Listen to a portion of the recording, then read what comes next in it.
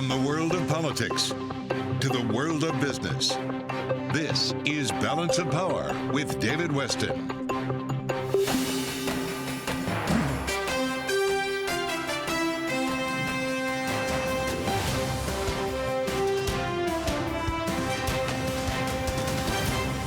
From Bloomberg World Headquarters in New York to our television and radio audiences worldwide, welcome to Balance of Power. Well, with respect to Ukraine, we both heard from President Zelensky of Ukraine today, speaking to the UN Security Council. But also, overnight, we had more sanctions imposed by the U.S. Treasury Department on payments on Russian debt in U.S. dollars. To take us up to date on what's going on in Ukraine, we welcome now Bloomberg Washington correspondent Anne-Marie Hordern. So what is happening at the White House these days? Well, David, as you mentioned, overnight we got that notice from Treasury, which is basically cutting off this carve-out that if you're you owe a Russian dollar-denominated payment and you have a government account in a U.S. financial institution, you can no longer use it. So what Treasury is forcing Moscow to do is either run out some of their reserves they have on dollars within Russia, new funds coming online for the likes of their sales of still exporting commodities, or they are going to be forced to potentially default sooner than maybe what was expected. What we are still waiting for is what Jake Sullivan, the president's national security advisor, told us yesterday, is that there will be fresh sanctions this week. And he said that they are in consultation with Europe and energy is on the table. And what we know now from Europe is that there is going to be this ban on coal coming from Russia.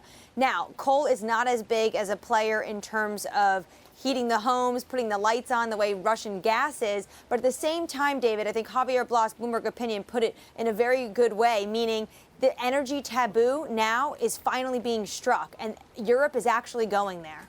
Well, that's what I want to talk about, actually, because you report on energy so much. Coal, as you say, is not as big as oil or gas. Is there any indication there's movement from Europe on oil and gas, particularly, I guess, involving Germany? Well, Ursula von der Leyen, the European Commission president, had said that they're not done yet. And we heard from a number of European officials saying everything is on the table. What they had potentially mentioned could happen with oil, and when she was speaking about oil still being on the table, is not the direct sanctioning of the taps. Maybe Europe's not there yet, but potentially making it harder to transact, or some of those funds going into an escrow account. So there are other ways they could potentially make it more difficult for President Vladimir Putin, but at the same time protect their needs. And you are right to mention Germany. This is really where it comes down to. It's going to be incredibly difficult for Germany to wean themselves off Russian gas overnight. Okay, thank you so much to Anne-Marie Hordern, our Bloomberg colleague at the White House. In the meantime, Congress has been very much involved in considering what more sanctions could be imposed on Russia. And we turn now to Republican Darrell Issa of California, a member of the House Foreign Affairs and Judiciary Committees. So thank you so much for being with us. Starting with the whole foreign affairs responsibility, are there more things that the U.S. can and should be doing with respect to Ukraine? Well, there are many more things we can and should be doing. And, you know, these new sanctions aren't just, if you will, because the war is dragged on.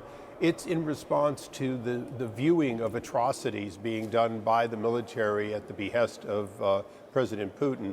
And so with that, and with the fresh calls, including by the president, to label Putin a war criminal, the idea that energy is on the table, sanctions are on the table, effectively shutting down all that area, which is, in fact, the economy of Russia, would begin to have Russians realize that the world objects to them. You know, right now the Russians think that there's a war with Ukraine. They don't really understand. There's a war with the whole rest of the civilized world. Congressman, as I mentioned, you were not only on a Foreign Affairs Committee, but also on Judiciary Committee. In fact, you're ranking member of the subcommittee with responsibility with respect to the Internet, and you have a background in tech as a businessman, as a very successful businessman. We have the big news coming out of Elon Musk here over the last couple of days. First, he took a 9.2% stake, and now today he'll go on the board, and already he's saying he's going to make some significant improvements in it. Give us your reaction to this move by Elon Musk. Well, I've known Elon Musk for a long time, and I watched him break a glass ceiling that kept him from competing in rockets and missiles.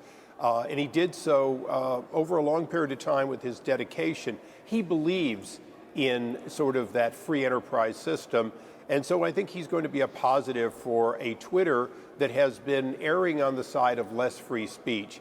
You might remember taking down things as misinformation that later proved to be true. I think he's going to look at it as, no, we're going to be for free speech in a bigger way. And I think that's positive for Twitter, and it's positive for all of us who would like to see social media be less about censoring and more about simply being a conduit for people's ideas, whether we disagree with them or not. So as I have been listening to Congress over the last couple of years, I hear two concerns. One is the one you just identified, and that is Twitter's role in saying who can talk and who can't talk.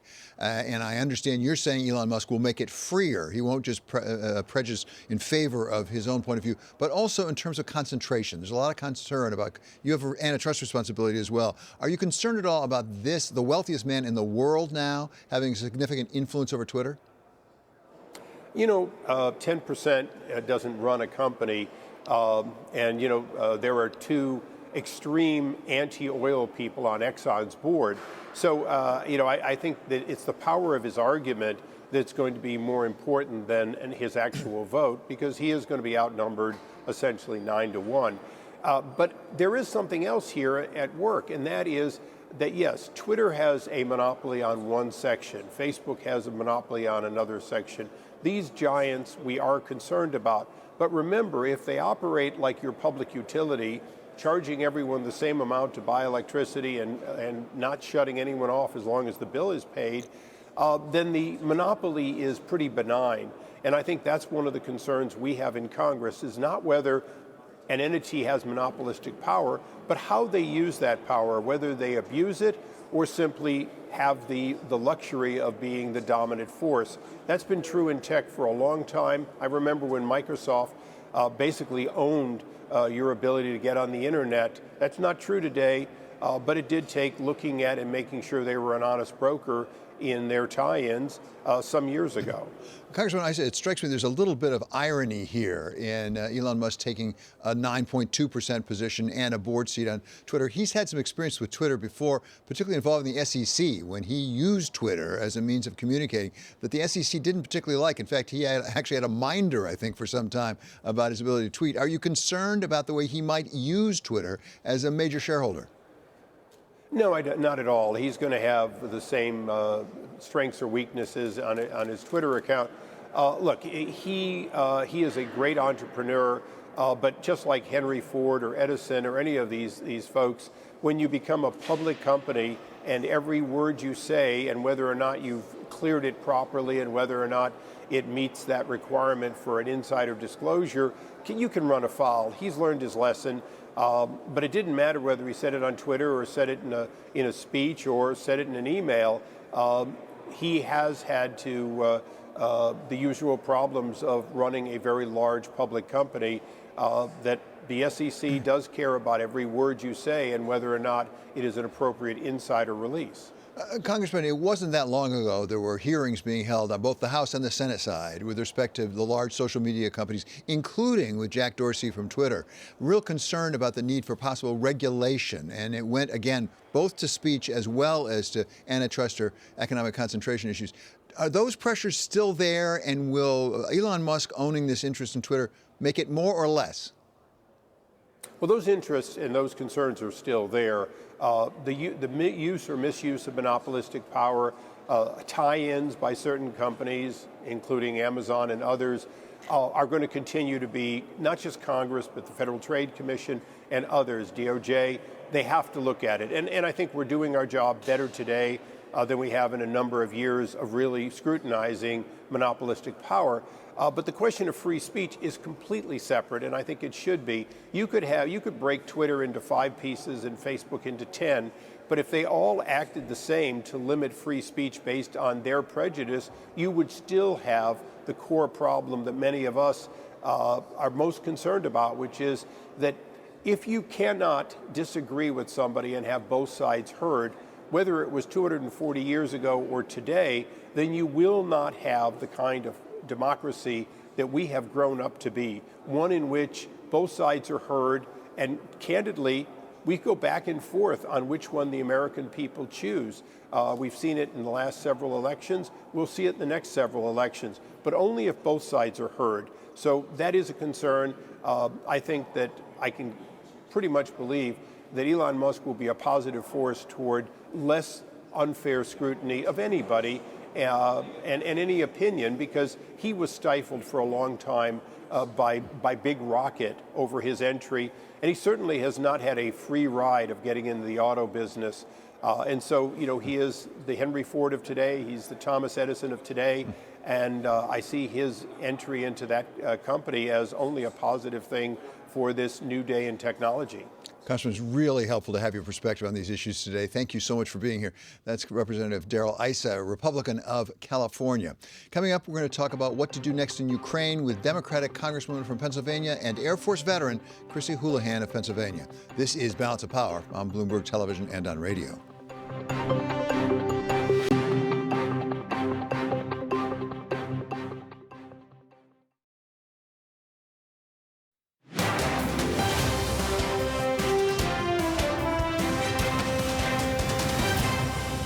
This is Balance of Power on Bloomberg Television and radio. I'm David Weston. We want to keep up to date with news from around the world.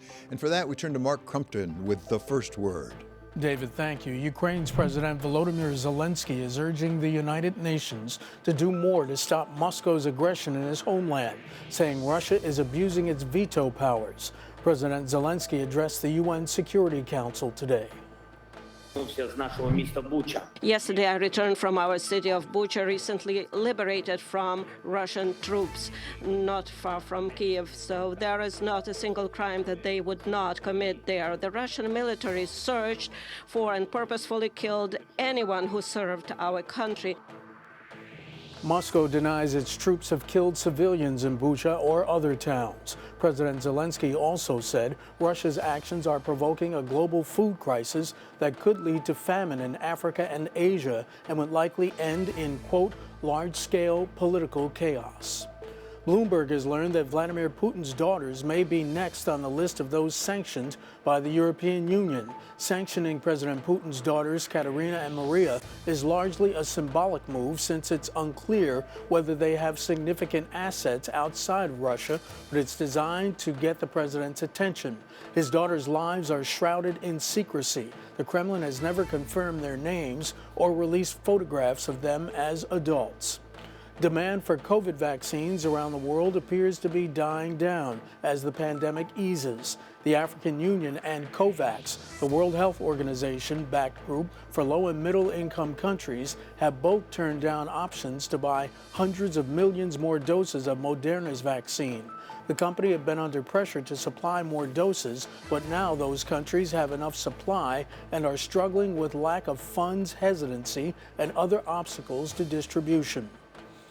Tiger Woods says he will probably tee off at the Masters golf tournament in Augusta, Georgia on Thursday. It would be his first major tournament since a near-fatal car crash last year almost cost him his leg. Speaking at a press conference today, Woods said, quote, "Right now I feel like I'm going to play." And he added again, quoting, "I don't show up to an event unless I think I can win it." Global news 24 hours a day, on air and on Bloomberg Quick Take, powered by more than 2,700 journalists and analysts in over 120 countries. I'm Mark Crumpton. This is Bloomberg. David? Thank you so much, Mark. Well, as Mark was just reporting, there's a fair amount of sanctions being imposed on Russia. We'll talk about yet more to come.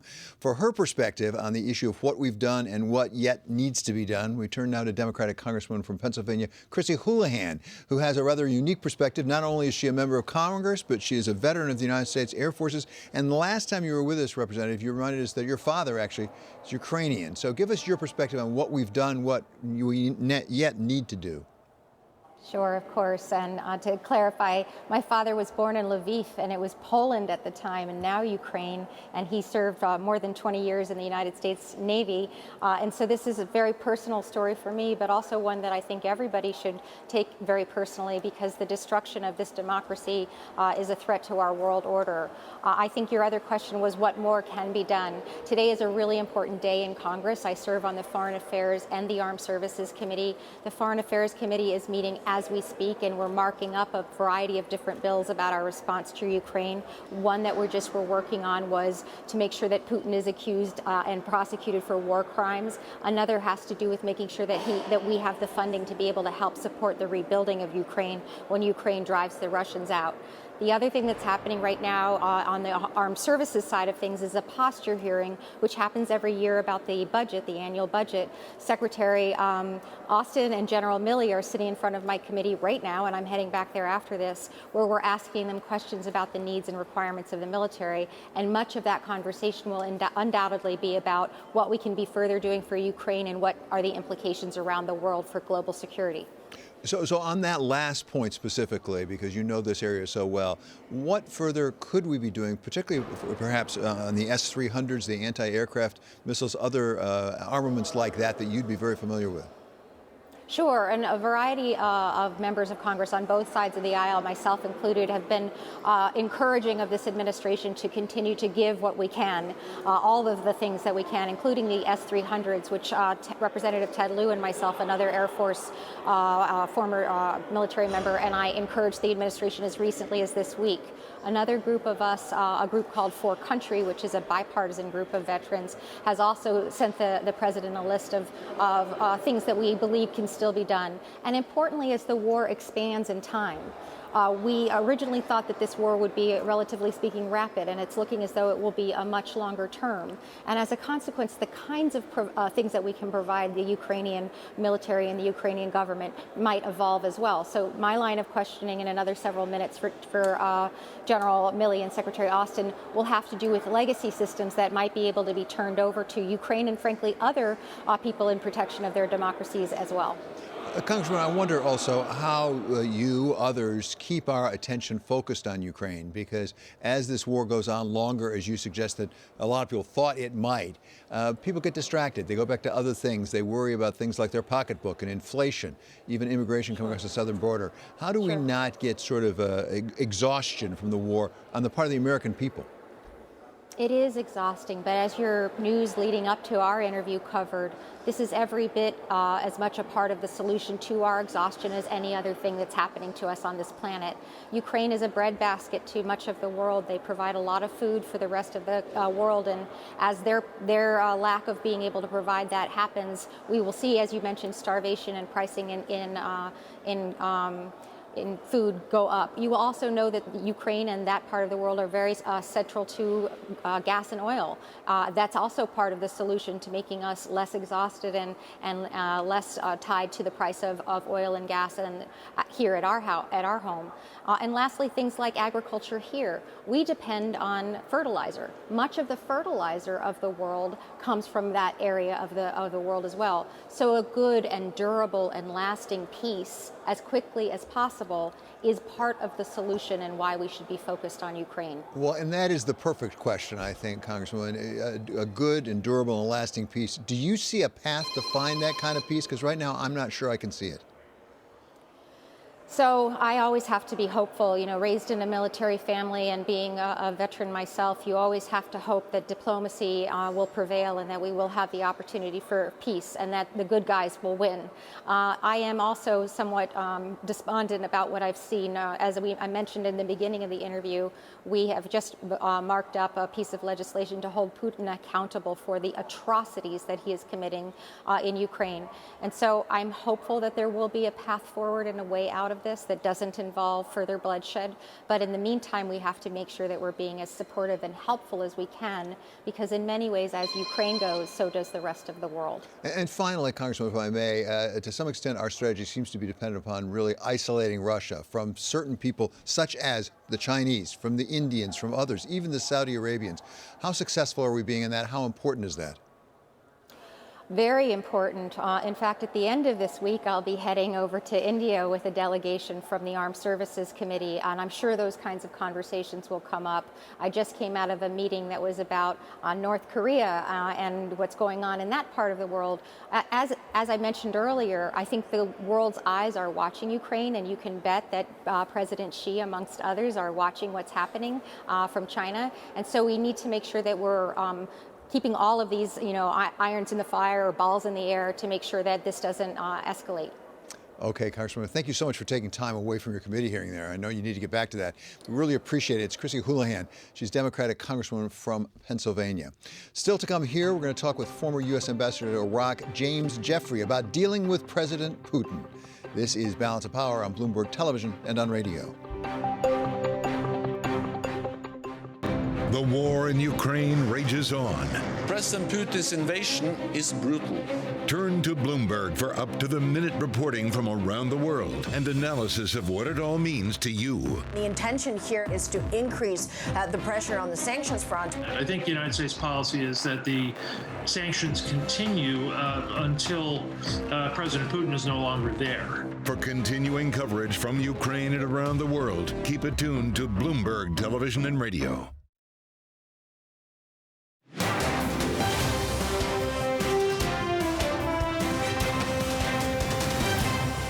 This is Balance of Power on Bloomberg Television and Radio. I'm David Weston. It's time for a check on the markets, and for that we have Kriti Gupta here. And Kriti, as I look at the board, boy, the 10-year yield up almost 17 basis points in one day. Yeah, it's wild to see this kind of move, and really it's coming off of one person's comments, Lael Brainerd, saying that the shrinking of the balance sheet could happen as soon as next month. And this is going to be a topic of obviously extreme sensitivity. We're not just talking about rate hikes here, but how does shrinking of the balance sheet actually happen? Do you reinvest the extra funds, or do you actively sell bonds on the open market? And that is a clarification we haven't gotten yet. And that's really where you can see a lot of uncertainty in the bond market. They are freaking out, and that's why you're seeing the 17 basis point move in the 10-year, and it's matched actually in the stock market as well. The S&P 500 down 0.8%. The NASDAQ taking it on the chin here, down 2%. Once again, it all comes back down to what is the Fed going to do when it comes to the balance sheet, because that's really the part of the equation that there seems to be a little bit of haziness about. Yeah, I'm told that 2% down for the NASDAQ, the most in 3 weeks actually for the NASDAQ.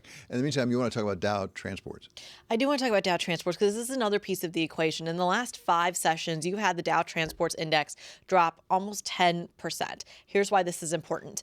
There is a Dow theory out there that if you start to see the Transports Index drop by this kind of number, it kind of foreshadows something that's going to happen in the broader index, the Dow Index, of course, or the S&P 500 for that matter. So for a lot of the bears out there, they're looking at the Transports Index and they're saying this drop looks like it's going to get mirrored in the S&P 500. Let me give you the bull case, though, the flip side of the story, and that is our producer, Dan Curtis. He ran the numbers here, and he said since 2010, there have only been 124 times since 2010 where you've had the Dow Transports sell off by this much in just a week. And out of that, about 85 times a month later, the S&P 500 has actually rallied. So it tells you, let me simplify the math here for our radio audience, basically 66% of the time, a month later, the S&P 500 rallies. So 2 interpretations. There you go. We love the ambiguity. Thank you so much to Kriti Gupta for that report on the markets. Coming up, former U.S. Ambassador to Iraq James Jeffrey is here to talk about a possible peace plan, what it would look like. This is Balance of Power on Bloomberg Television and on Bloomberg Radio.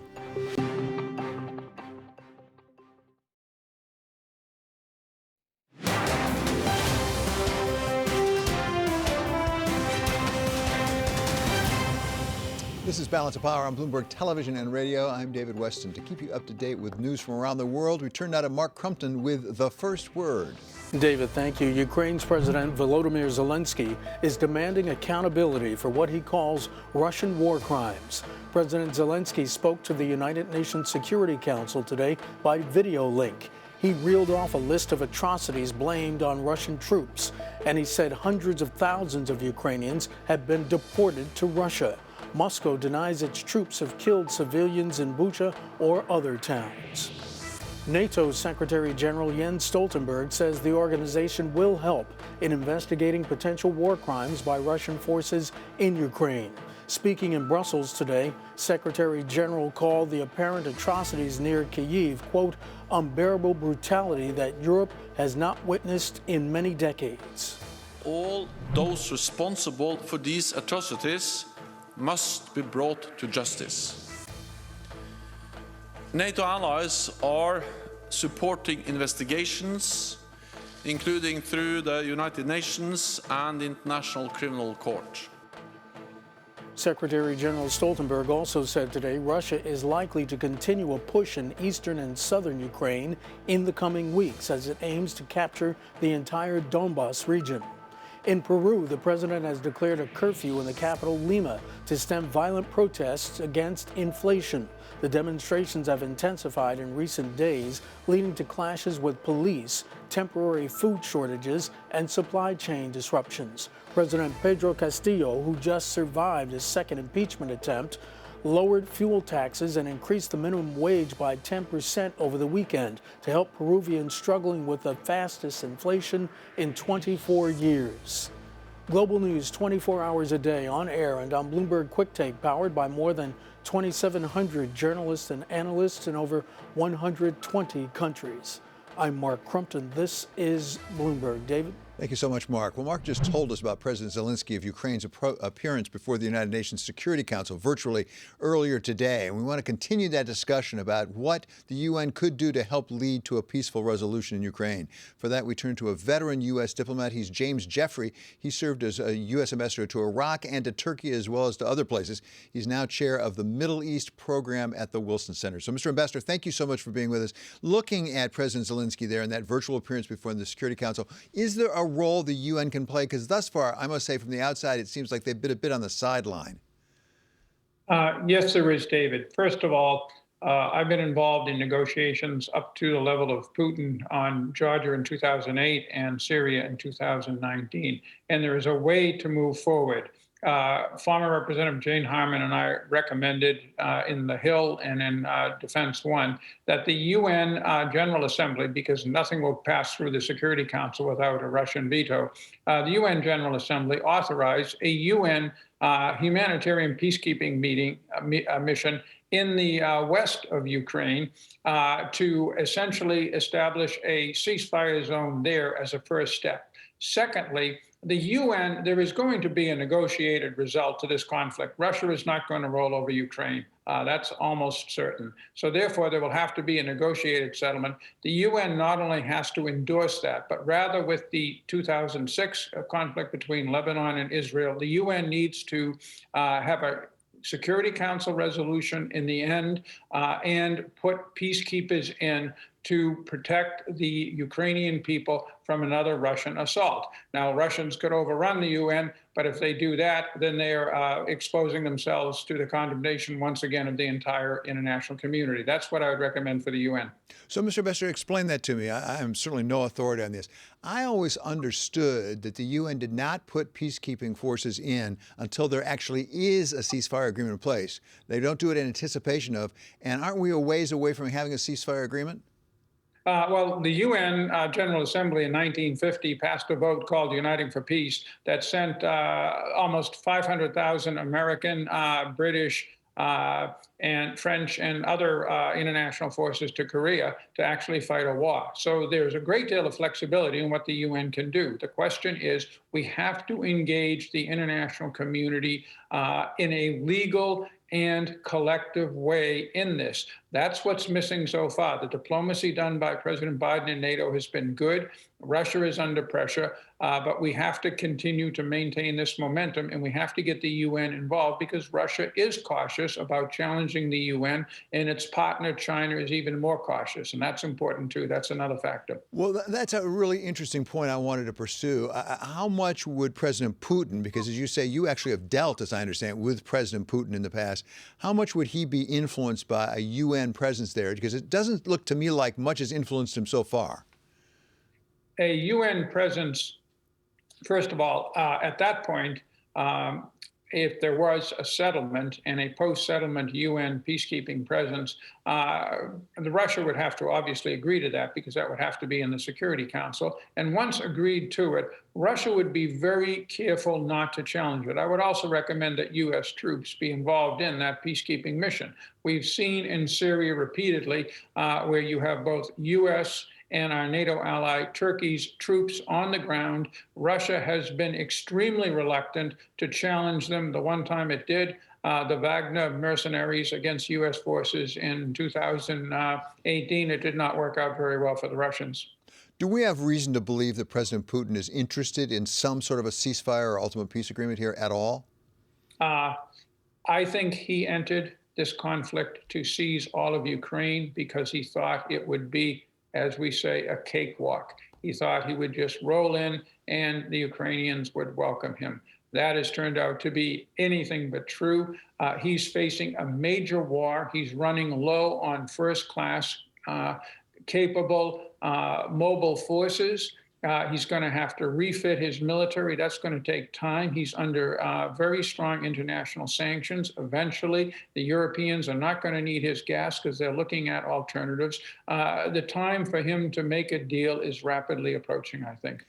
Does the emphasis on alleged war crimes outside of Kyiv, we heard it today from President Zelensky, but we heard it from President Biden yesterday, does that help or hurt the situation? If you're President Putin, are you more inclined to come to the table if people are accusing you of war crimes?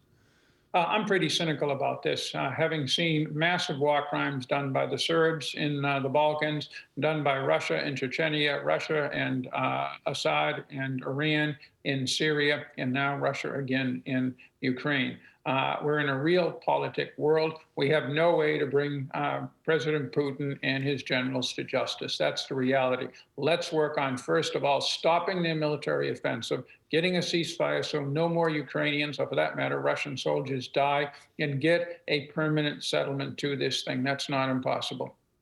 So if I understand you correctly, Mr. Ambassador, you're saying you're not sure what the point is, what the ultimate goal would be in really pursuing war crimes, because you're not going to actually be able to arrest him and put him in the dock in The Hague. At the same time, if you're looking at a settlement here, and one of the goals has to be make sure we don't repeat this, don't do it again, is it important that President Putin not come away looking like he won something? Because would that give him an incentive to go in someplace else like the Baltics later on? Absolutely. As President Biden said in his State of the Union address a few weeks ago, we want to emerge from this with the Russians weaker and the rest of the world stronger. That serves as an incentive for them not to do exactly what you said, go into the Balkans. Secondly, a weaker Russia facing a stronger world is going to have a tougher time if it does go into the Balkans. And in the end, all foreign policy gets down to which military force can take on the other military force. I hate to be so blunt about it, but that's the core of all Clausewitzian thinking about foreign policy. So let's make him weaker. And at that point, you can use these for propaganda purposes. You can use the war crimes accusations, and they are legitimate, and there are ways to process them in the international community. But I'm so concerned that they not be an alternative to what we really need to do, which is to provide more weapons and provide more diplomatic support to the Zelensky government so that it can achieve a real stalemate, regain some of its territory, and be in a position where it can negotiate a lasting ceasefire and then peace. That is the priority. We shouldn't be diverted with this talk about war crimes. As I said, fine for propaganda, but it's not a real policy, and it certainly isn't a policy that can replace taking the riskier role of getting the UN involved, getting a lot of weapons to Zelensky, and backing him diplomatically. One more, if I may, Mr. Ambassador. One of the countries I said that you served in was Turkey as U.S. ambassador. What is the potential role for Turkey here? How critical is Mr. Erdogan? Erdogan is critical because, first of all, it's a strong country militarily. It's taken on Russia militarily in Idlib in northwest Syria, in Libya, indirectly in Nagorno-Karabakh, and by supplying very effective weapon systems to Ukraine there as well. But Turkey also has close relations with both Ukraine and Russia. It does not want to see Russia advance, but Russia has invested a lot, particularly in trade relations with Turkey, and knows that Turkey is a major factor. So it should be one of our priority channels to try to get the two sides together. In fact, we've seen this with the foreign ministers meeting recently in Istanbul. Okay, thank you, Mr. Ambassador, so much. This was very helpful. It's James Jeffrey, former U.S. Ambassador to Iraq and chair of the Middle East program at the Wilson Center. Coming up, an historic appointment to the Supreme Court. We discuss the significance of Ketanji Brown Jackson on the highest bench with Barbara Perry of the UVA Miller Center. This is Balance of Power on Bloomberg Television and on radio.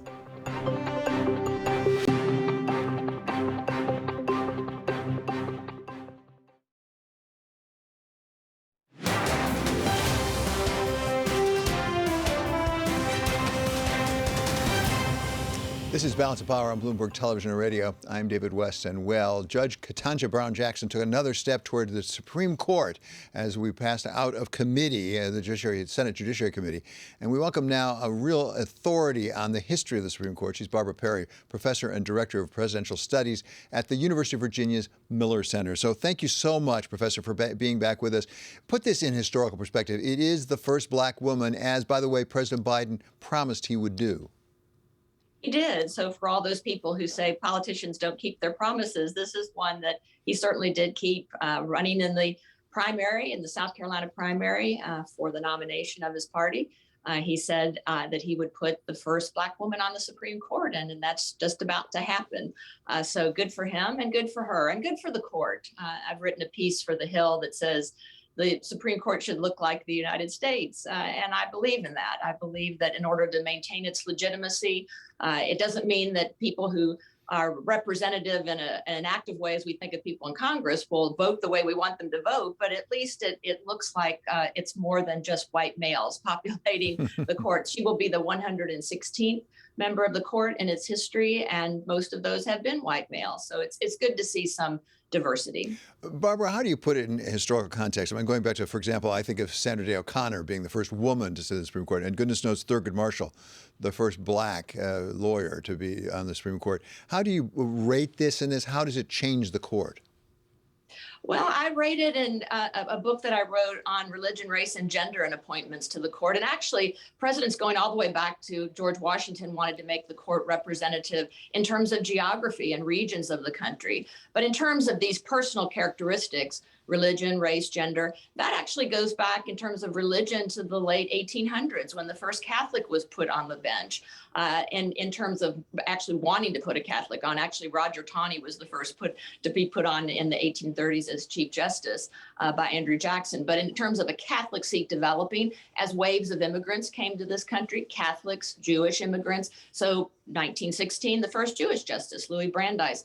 Then, as you said, Thurgood Marshall, the first black member, Sandra Day O'Connor, how well I remember being so proud and honored in 1981 when Ronald Reagan put her on the bench.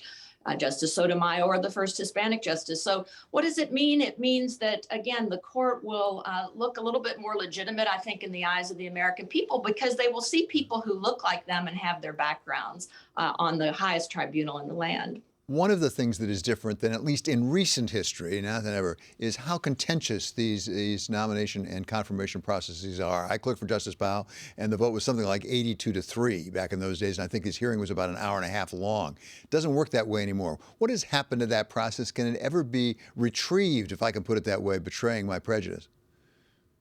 Yes, I will betray my prejudice as well. I'd like it to be retrieved, that it would be based on merit, and that would be intellectual merit, judicial experience, judicial temperament, the ability to write well and work and play well with others. It used to be that way, that people on the opposite side of the aisle would vote for justices they didn't necessarily agree with ideologically, but they thought that they were meritorious and they were qualified to sit on the bench. That has gone with the wind. And I would say until we can get rid of the severe polarization that we have in this country, and I don't look for that to happen anytime soon, the court and vacancies on the court and fights over those vacancies are going to reflect the polarization and the severe polarization that we see now. Barbara, one more, and this I think is perhaps a tricky one. You worked up there at the Supreme Court. You know the way it operates, at least when it operates well. How is the Supreme Court, in the way it functions, being affected by this hyperpartisanship? I know that it's supposed to be isolated from politics, but it's not that far away from the Senate chamber where these hearings are being had. They can't be entirely immune from knowing how political this has become. Well, they cannot be immune from it, but I like to think of it as the Marble Temple, that beautiful, beautiful building that you worked in up on Capitol Hill. It is a beautiful marble construct, and it's a bit like a monastery or a convent. That is, that once they get through the difficulties, as one would go through a process to become a priest or a nun, and then go into that setting, then they're all together. And Justice Thomas has said for all of the problems he faced in coming into that court, he always says people were so welcoming to him there, both his colleagues and those who work at the court. So I always use the example that before they go out on the bench for oral argument, they shake hands with each other. And I think that's a great symbol, and we could use more of that collegiality, couldn't we, in all of our politics? Yes, I think that's fair to say. Barbara, it's always such a pleasure to have you on these topics. It's really helpful. That's Barbara Perry of the University of Virginia Miller Center. Coming up, Elon Musk's stake in Twitter isn't looking so passive today. This is Balance of Power on Bloomberg Television and on radio.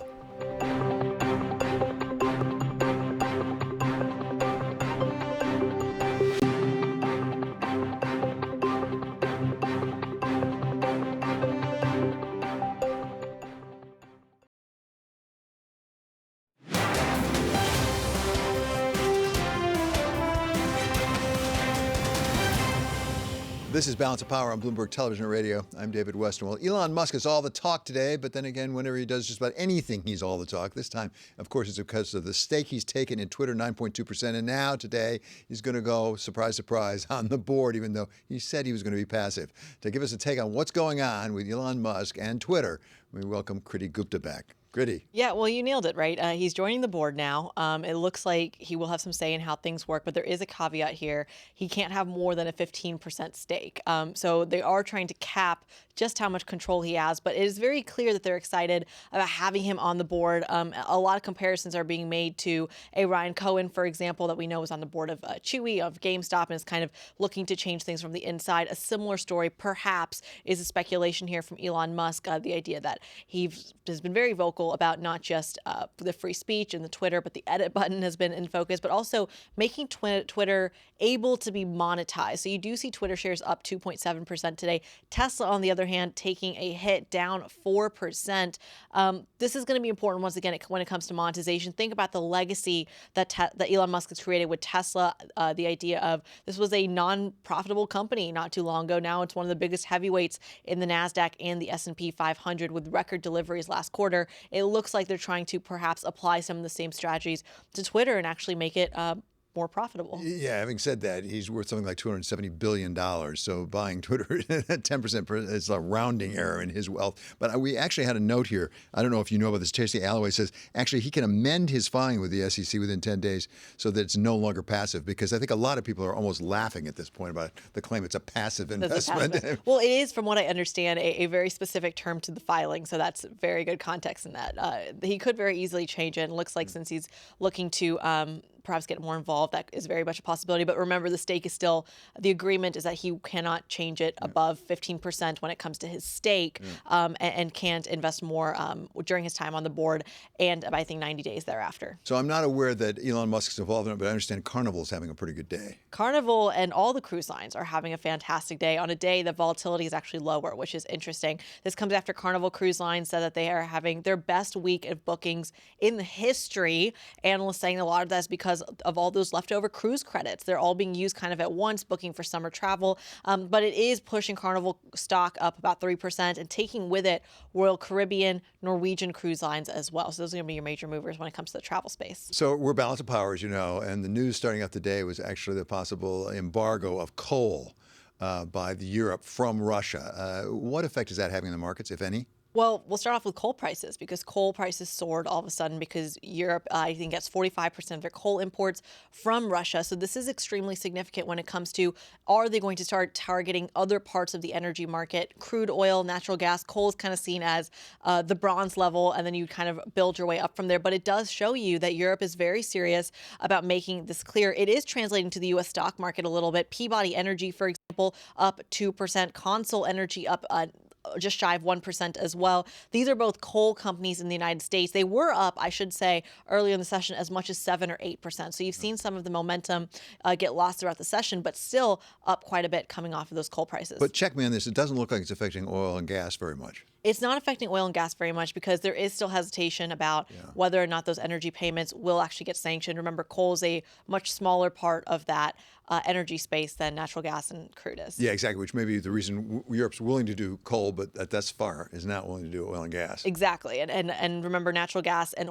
oil, the dependence there is largely a climate transition to get away from kind of the dirty coal usage. And nevertheless, they still have that dependency. Terrific. Thank you so much, Kriti. That was a great tour of the markets. That's Kriti Gupta reporting on the markets for us. Check out the Balance of Power newsletter on the terminal and online. And coming up, Balance of Power is going to continue on Bloomberg Radio. In our second hour, we'll talk to Dr. Catherine Baker. She's Dean of the Harris School of Public Policy at Chicago about President Biden's expansion of the Affordable Care Act coverage. He's appearing actually with the former president, Barack Obama. And this is Bloomberg.